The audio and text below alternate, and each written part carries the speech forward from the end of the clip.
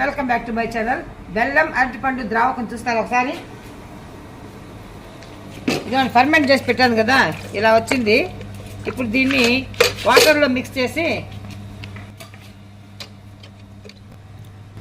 ఇదండి ఇలా ఈ వాటర్లో వేసాను.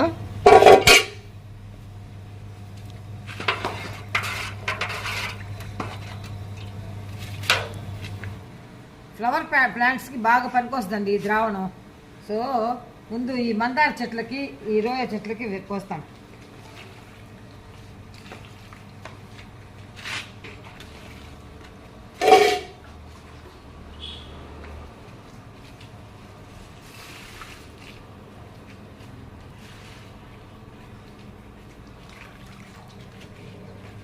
రోయ చెట్లకు పోస్తామా?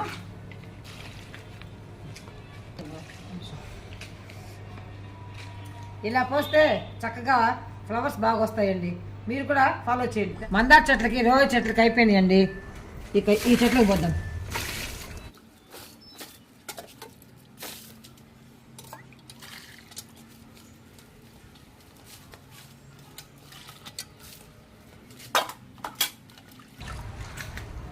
ఈ సంవత్సరం చామంతులు ఒక్కటి రాలేదండి నాకు. ఎందుకో మరి తెలియదు. పందికొక్కులు లోడ్ వేయడమో లేకపోతే ఏంటో మరి మట్టిలో సారం లేదేమో, అస్సలు చామంతి పూలు పూలేదండి ఈ సంవత్సరం. అయినా వాటికి కూడా కొంచెం ఇస్తాం.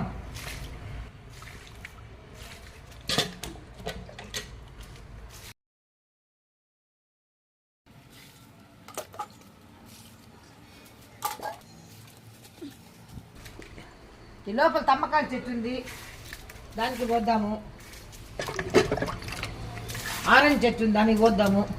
ఈ డిసెంబర్ అస్సలు మొగ్గలో తీయట్లేదు. డిసెంబర్కి పోద్దాము.